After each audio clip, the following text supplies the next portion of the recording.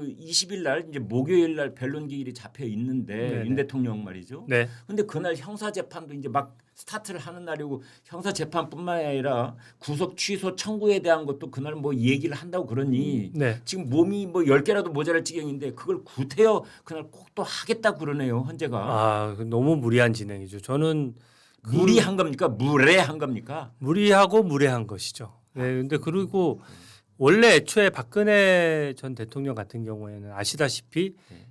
탄핵 재판만 했습니다. 네. 형사 재판은 탄핵이 다 끝나고 나서 그랬었죠. 그 다음에 개시됐던 겁니다. 네. 그때도 탄핵 재판을 일주일에 한 2번 정도 하는 거에 대해서 너무 빠르다는 평가가 많았거든요. 네. 그럼에도 불구하고 17차례는 또 변론을 했습니다. 네. 근데 이제는 이게 기껏해야 10차례 정도 변론을 하는데 네. 그 10차례 변론 과정에서 가장 중요한 형사 재판 네. 거기와 관련된 일정이 겹친다라고 하면 네. 일단 겹치는 거 모르고 잡았다는 게 황당하고요. 네. 그리고 이제 하도 대통령 탄핵 재판만 지금 빨리 하려고 하다 보니까 국민들이 자꾸 뭐 지금 질책을 하신 겁니다. 네. 그러니까 한덕수 대행이라든지 아니면 검사 탄핵 문제라든지 이런 것들을 이제 계속 그 기일을 잡다 보니까 재판관들도 바빠진 거예요. 네. 그러니까 기일을 좀 넉넉히 잡아서 20일이 구속 취소 신문 기일하고 겹쳤으면 새로 잡아서 한 일주일 뒤, 2주일 뒤에 재판하면 되는 거거든요. 근데 그거를 저도 깜짝 놀랐는데 이번 주에 네. 헌법 재판관들 퇴근 안 합니까? 월요일 날 어제 네. 검사 3명에 대해서는 변론 기일 시작했죠. 네. 오늘 또 이제 지금 윤석열 대통령 9차 변론하고 있죠. 맞습니다. 내일 한도수 총리 하죠. 네. 20일에 또 하죠. 네. 이 사람들 슈퍼 아이언맨들입니까? 네. 어떻게 이게 가능하죠? 그러니까 이게 재판관들이 차분하게 뭔가 법리적인 검토를 하고 이게 탄핵 재판이라는 게 선례가 많지 않거든요. 네. 그러니까 선례가 많지 않을 때는 외국의 입법례도 정확히 보고 여러 가지 법 규정도 종합적으로 검토를 해야 됩니다. 네. 근데 재판관들이 신도 아닌데 이런 살인적인 일정으로 어떻게 공정한 재판을 이끌며 또 재판에 임하는 대통령이나 대통령 변호인단은 어떻게 이 재판을 따라갑니까? 그러니까 이런 것들 그런데 문제죠. 이렇게 이제 막 어떻게 보면 좀 마구 이렇게 이 드자비로 속도전을 하는 걸 보면 이미 답을 정해놓고 우리 시쳇말로 답 적느라고 그러잖아요. 네. 답 정해놓고 그냥 중간 절차는 요식행위일 뿐이야.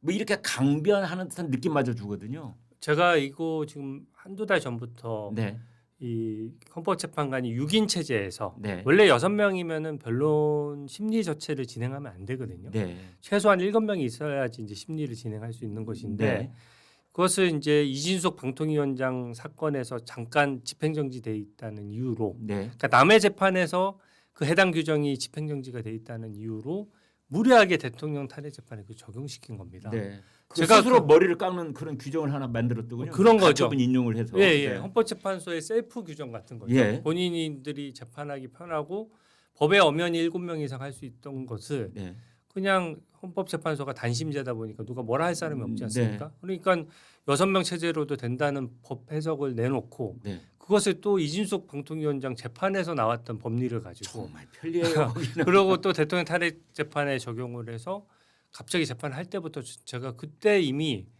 이건 4월 18일 저 문영배 재판관, 이미선 재판관이 임기 만료 전에 결론을 정해놓고 있는 것이다.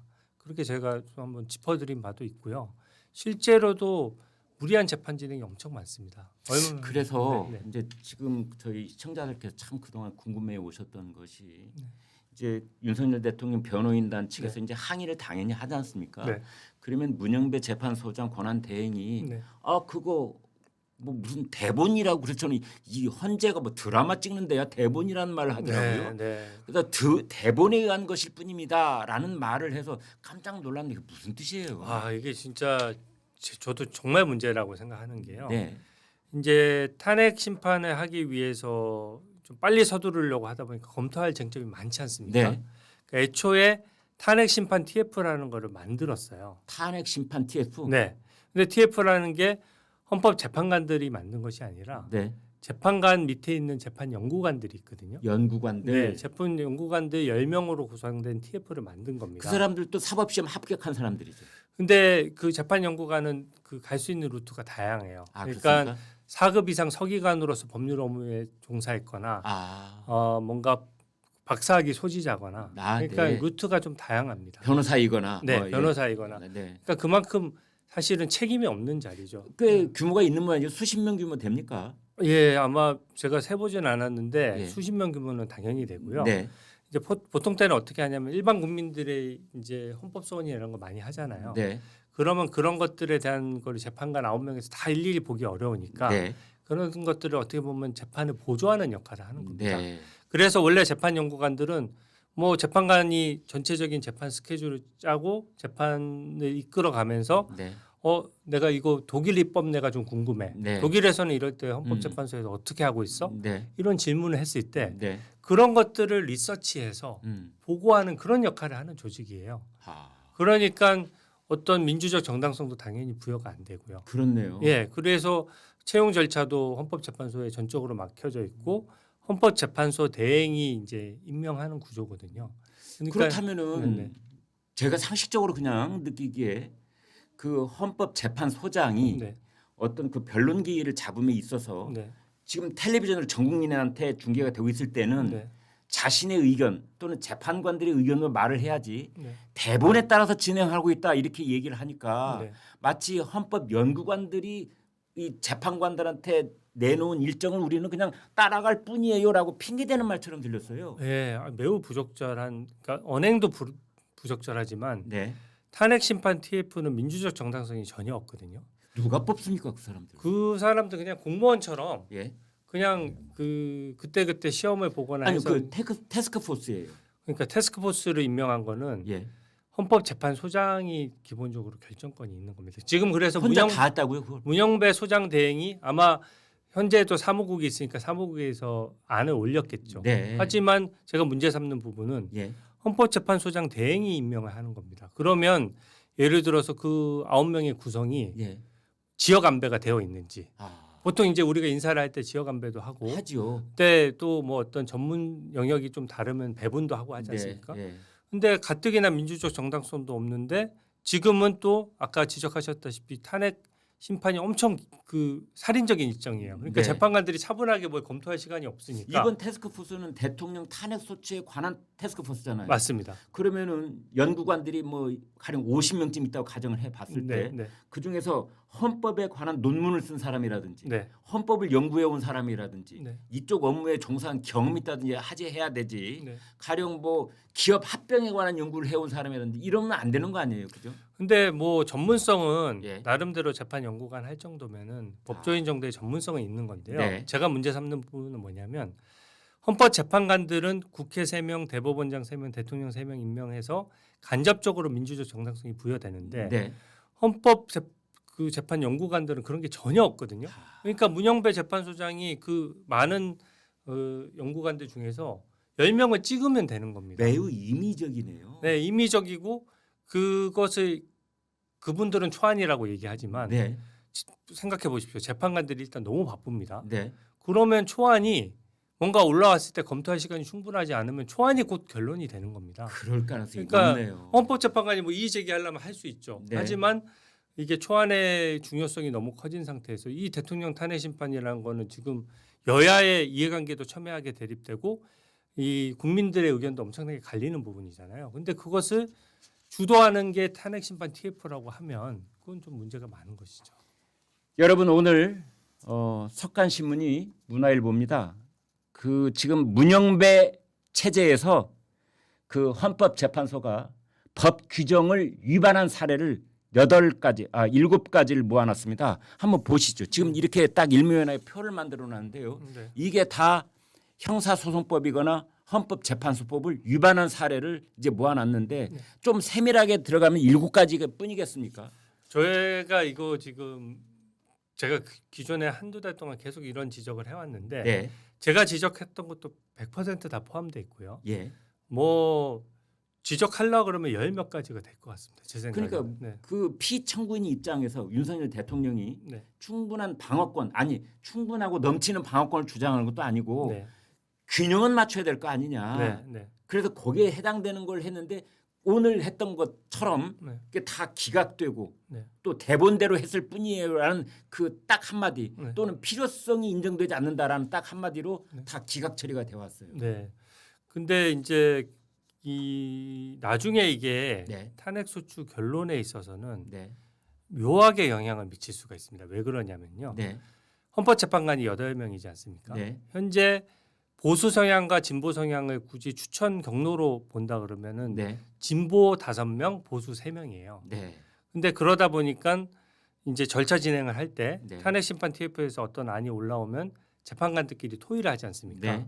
그건 비공개입니다. 음. 그러면 예를 들어서 다수결로 다 결정이 되는 거예요. 네. 만장일치할 때까지 충분히 논의할 시간이 없으니까 네. 재판관들끼리 절차 진행에 있어서 이견이 있으면 항상 다수결로 하게 되니까 네. 지금 8명의 재판관 중에 4대 4가 되면 문영배 헌재소장 대행이 캐스팅 보트를 지는 겁니다. 네. 그러니까 지금은 재판 절차 진행이 전부 다 제가 하는 것마다 다 제가 봤을 때 되게 무리한 진행이거든요. 네. 무리한 진행이 되는 이유가 뭐냐면 계속 다수결로 해서 이 절차 진행에 문제가 있다라고 지적하는 재판관들의 목소리가 묻히는 거예요. 그러면 제가 이제 요약 정리를 해 본다면 네. 그 이른바 헌법 연구관이라고 하는 태스크포스에 있는 10명 정도의 그 연구관들이 네. 짜서 올린 초안을 가지고 네. 이제 헌법 재판관들이 평의라는 형식을 빌려서 네. 논의를 좀 하는 척하다가 이제 결국은 의견 일치가 안 되니 우리 손들어서 결정합시다 할 네. 경우에 네. 그 초안대로 될 가능성이 높다. 그런 거죠. 그렇게 보는 것이죠. 그리고 문영배 소장 대행이 결국은 헌재 소장 대행이기 때문에 네. 그런 어떤 행정 조직이나 TF 조직을 만들 때는 최종 결정권자입니다. 예. 그러니까 당연히 문영배 헌재 소장 대행이 어쨌든 오케이를 해서 뽑은 사람들인 거죠. 그러니까 탄핵 저희가 소추를. 지금 추정입니다만 그 헌법 연구관들 네. 지금 공보관도 그 연구관 선임 연구관 뭐 이렇게 돼 있더라고요. 네네네. 예. 천재현, 네. 천재현 공보관 네. 그분도 이제 선임 연구관으로 돼 있는데 네. 그분들이 가령 정치적으로 어떤 경향성을 가지고 있는 분들이 거기에 다수다. 네. 그럼 그쪽으로 확 쏠려버릴 가능성이 농후한 거 아닙니까? 그러니까 절차 진행이 저는 엉망이라고 보는 것이죠. 자, 그렇게 시스템이 좀 오해 살 만한 시스템인데다가 결과를 놓고 보면은 늘 매번 이렇게 저명한 허영 교수님 같이 헌법학계에 거의 태도이신 분이거든요. 네. 저희 법조인들은 다 허영 교수님 책 보고 공부했습니다. 네. 그런 분들조차도 헌재의 이 진행에 대해서 문제점을 10가지를 조목조목 지적하셨어요. 네. 그러니까 그만큼 결과도 절차 진행이 무리한데 그 과정도 탄핵 심판 TF라는 국민 입장에서는 승복할 수 없는 조직이 안을 만들고 거기에서 반대하지 않으면 그대로 된다. 그러니까 이렇게 무리한 진행이 되는 거 아니냐는 거죠. 그렇다면은 윤석열 대통령 피청구인 측 변호인단이 그 한 목소리로 가령 헌법 연구관들에 대한 태스크포스에 대한 문제점을 그 심판장에 좀 지적도 하고 네. 중대결심이라고 그래서 뭐 그 변호인단 전원 사퇴, 총사퇴 얘기도 뭐 부분적으로 나오기도 했습니다만 그런 좀 그 행동으로 뭔가 보여줄 필요가 있는 거 아닌가요? 그래서 변호인단이 이제 저는 당연히 그런 조치를 할 거라고 생각하고요. 네. 헌법재판소의 문제점이 이제 옛날부터 헌법학계에서는 이게 단심제가 좀 문제다라는 얘기도 있었습니다. 근데 이제 단심제다 보니까 네. 어떻게 보면 헌법재판소를 감시할 수 있는 것은 국민밖에 없는 겁니다. 예. 그러니까 결정이 되는데 제가 아까 묘한 변수를 일으킬 수 있다라고 한 것이 예. 지금은 이 드러나지 않는 이 절차 진행에 반대하는 재판관들이 분명히 있거든요. 그렇군요. 그러니까 마은혁 그 재판관 그 관련된 후보 관련돼서 네. 권한쟁의 심판 선고기일을 무리하게 잡았다가 다시 변론 제기가 됐지 않습니까? 네. 그때 누군지 몰라도 몇몇 재판관들이 강하게 어필을 한 겁니다. 이렇게 하는 재판이 어디 있느냐. 네. 그러니까 선고 시간을 불과 2시간 앞두고 다시 변론을 제기했어요. 음. 이게 헌정사상 최초의 일입니다. 그러니까 2월 3일 날 선고를 하려다가 네. 2시간 전에 네. 천재현 공보관이 나와서 다소 네. 당황한 목소리로 엄청 당혹스럽죠. 예. 네. 자기도 잘 모르겠다. 지금 논의 중인데 아마 연기될 가능성이 높다. 네. 그리고 지금 연기가 돼버렸어요. 엄청나게 격론이 벌어진 거죠. 근데 막상 헌법재판소에서 탄핵 결정을 할 때는 네.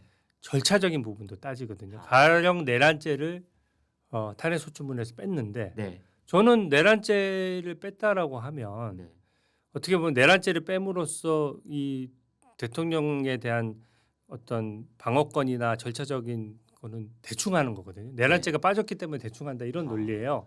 근데 제가 봤을 때는 내란죄를 뺐다라고 하면 국민의힘 안철수 의원도 지적했다시피 내가 내란죄가 안 들어갔다라면 난 탄핵소추 이거 가결 안 했을 것이다. 이렇게까지 얘기를 한단 말이죠. 네. 그러니까 저는 그 국회에서 이거를 재의결을 하지 않는 이상 저는 위법하다라고 생각하거든요.